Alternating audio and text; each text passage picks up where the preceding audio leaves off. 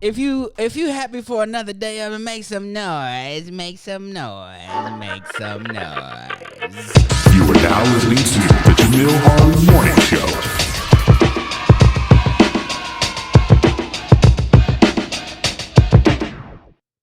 While I was on my run, well, anytime you doing anything where you actually in solitude, away from all types of noise, excuse me, mental noise and all that other stuff, like you allow your brain to actually, and your mind to actually start working and picking up different thoughts that may have been just sitting in the background.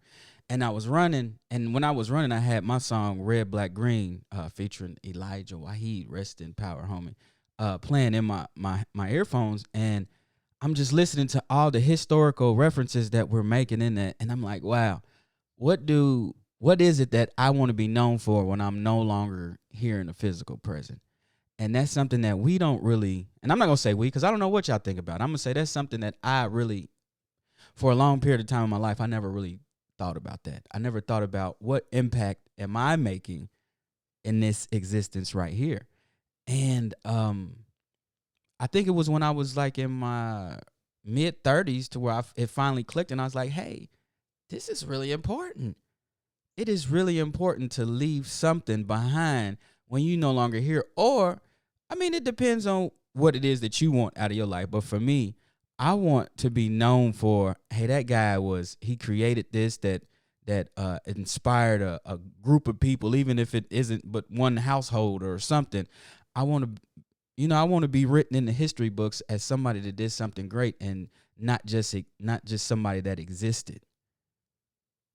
Just think about that. Like we have so many opportunities in our life, and even up until now, so many opportunities, so many blown opportunities that we have missed out on based off of fear, based off of procrastination, laziness, ignorance, self doubt. I can keep naming out all these attributes, but every human being that I know in this country that isn't aware that they've sort of dealt with those attributes are currently dealing with them, and they don't even realize it.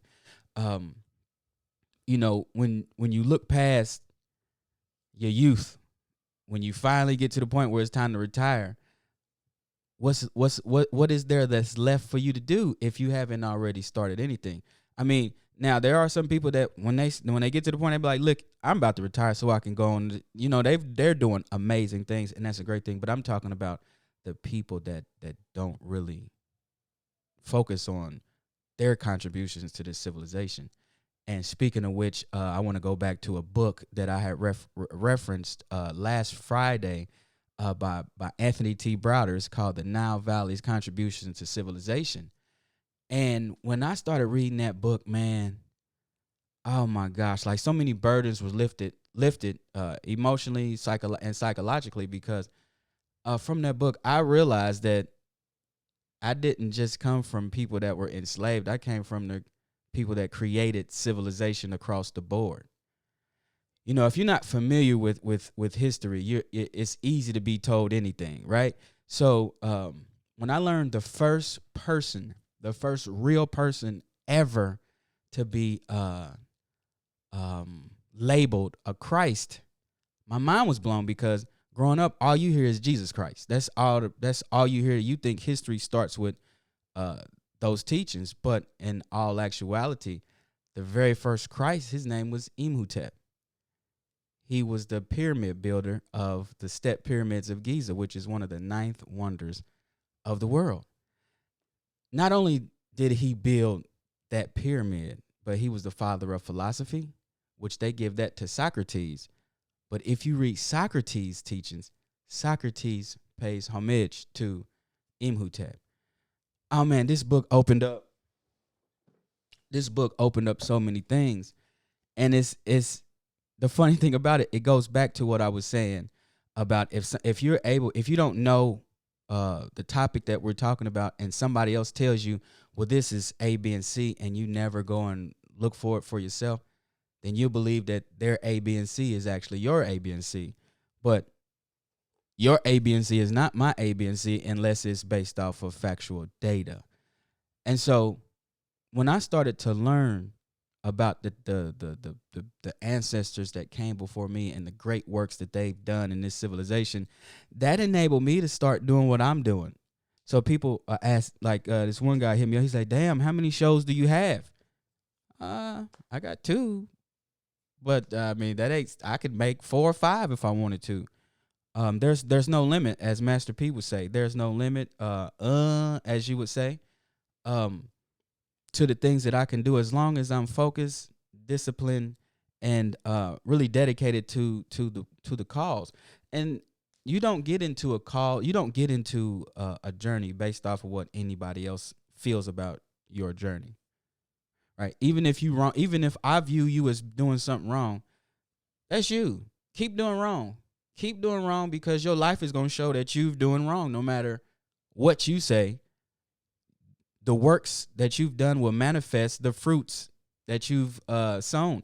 And if your life ain't about shit, then what are you?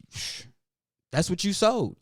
And so when I look at my life, and even though it's not glossy, it's not shimmery, and all this fun and games, which that's not what life's not about, all about fun and games. And if you think your life should be all about fun and games, even the wealthy people, then you need to grow up, right? Because there's accountability and responsibility that everybody should be harboring just moving forward in their lives. So yeah, I was thinking about that in the run, and I was like, what do I want my legacy to be? And of course, I want my legacy to be so grand. I mean, I had envisioned being an old man, and people,